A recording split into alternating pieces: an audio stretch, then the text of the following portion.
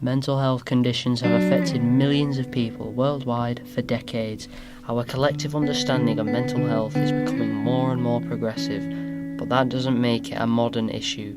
Issues with mental health have been recorded since the days of ancient Greek physician Hippocrates. Mental health can come in many different forms and affect people in many different ways.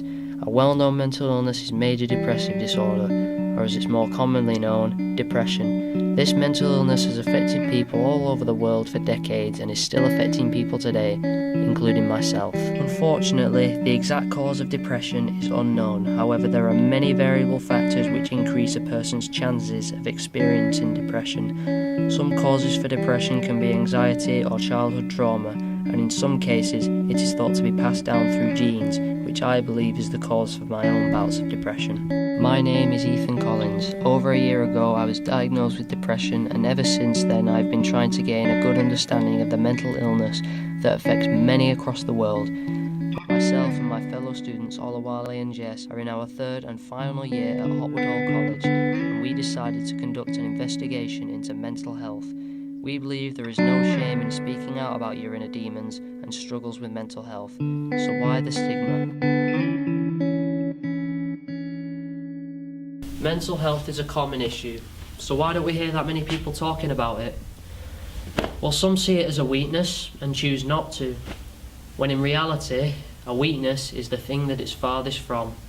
In recent years, we've had many celebrities being vocal about their experiences with mental health. Very sort of black stage at the moment, and would love to be somewhere else other than here, frankly. I'm fully aware I'm a very awful person to be with. I find it difficult to meet people's eyes. I find it very difficult to connect to people. I find it very, I just want to be alone, frankly. I mean, I present this very cheery, bubbly person, but I also do a lot of work. I do a lot of introspective work, and I check in with myself when I need to exercise, and I, you know, got on a prescription when I was really young to help with my anxiety and depression. If you're that depressed, reach out to someone. And remember, suicide is a permanent solution to temporary problems. And you feel like it's only you, and you're in your bubble, and I wish I had someone at that time who could just pull me aside and, hey, it's gonna be okay. I'm here at college preparing for an interview with a friend of mine I've known for 7 years. Daniel has been open with me about his battles with depression over the past few years since his diagnosis, and I have tried to be equally as open about my own bouts of depression with him. Thank you for being here today. It's fine. And so just to begin at the beginning, when was it you got diagnosed and what with? April 2017. Oh, okay. With depression. Yes. What was it that kind of made you suspect there was something up, or maybe that wasn't even it, or like it could have been just somebody just recommended you see someone and then they were like, oh, you have depression? Well, I mean, it starts like any normal person. Everyone has like bad days, don't they? Of course. Yeah. Everyone has days where they feel down and don't want to do anything, and it's normal. So I mean, at first you don't think it's anything, and so I just carried on, and then it would happen like every day, but I thought eventually one day it's gonna have to stop. So when the days turned into weeks, which turned into months, and it got harder and harder and harder to stop my mood swings or stop struggling with basic situations. It could be a little thing of my mum having a go at me, which normally it's fine. Like I'm like, all right, yeah, all right, like, just, you know what I mean? Just like anyone, you're just kind of like, all right, yeah. Exactly. But like I took this more personally. Like it would affect me a lot more, and I don't know why. I never understood why, and to a certain extent, I still don't know why now. Why I felt like that or whatever. But probably when I started making stupid decisions of trying to get rid of any like anger or anything like that, I think that's when I realised that it'd gone too far, and it was best. Because at first I didn't want to speak about it. Because there is a massive stigma. It gets said a lot, you know, like mental health's a really big thing in you know, for males, it's massive. Oh yeah. You know, it's a big killer for males, and people don't want to talk about it because it's not a manly thing to do. So I certainly fell into that trap of not wanting to talk, because at the time I just thought, I'm just a bit upset and I need to grow up and get on with it. Wasn't the case at all.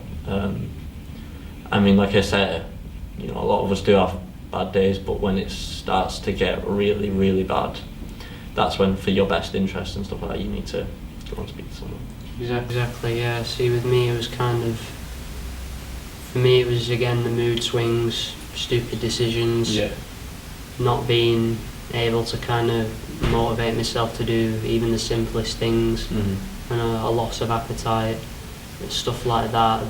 That's what kind of compelled me to think, is there something wrong with me? And even I remember the day, I remember you coming to me and telling me you had it, and I remember thinking, could I possibly have it as well? Something like either like going to the doctors and having the doctor tell you that you are mentally unstable to a certain degree is something that nobody wants to hear. Yeah. Knowing that in your head you cannot control the way you feel, or you let it control you too much, if you know what I mean, like the feelings you let affect you too much. Yeah.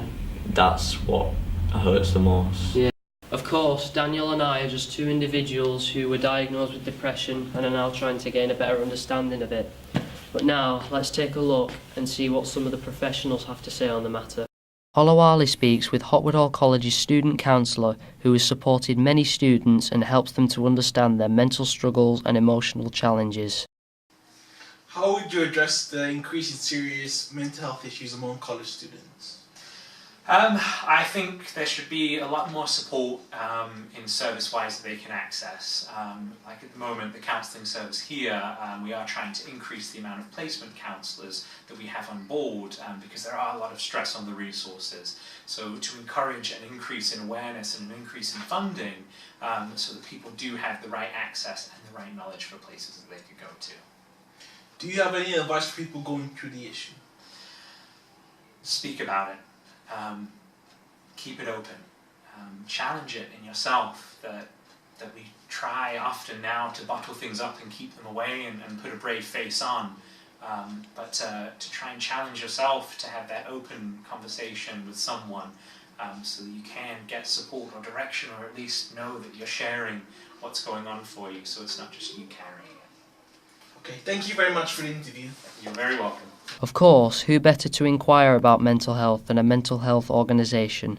That's why today Jess has come to visit Mind, a mental health charity located right here in Rochdale. Mind states that it provides advice and support to empower anyone experiencing a mental health problem. As an organisation, they campaign to improve services, raise awareness and promote understanding of mental health conditions. Mind is well known within the Rochdale area, and many people come here for group meetings where they can communicate with others who are going through similar issues. The stigma of mental health.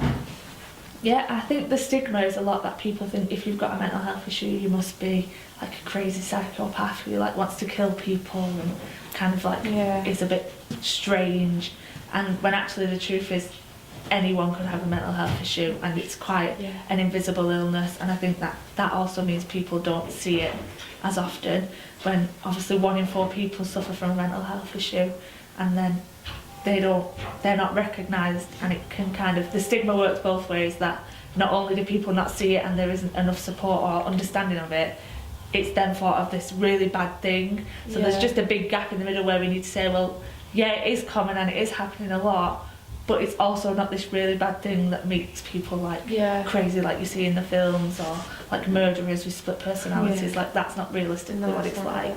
And I think it is getting better, but it's still got a long way to go. The main lesson from today is that mental health can affect anybody, and the worst part about it is mental health is for the most part invisible unless the individual suffering decides to speak out about the issue. Which brings us perfectly to the overall message we are trying to convey here. Mental health is not a weakness, and you are not weak for speaking out about it. If anything, you're actually being the stronger person by doing so. So please, if you are struggling with mental health, speak up and talk about it. I'm Ethan Collins, and this has been Mental Health, the Stigma Surrounding the Issue.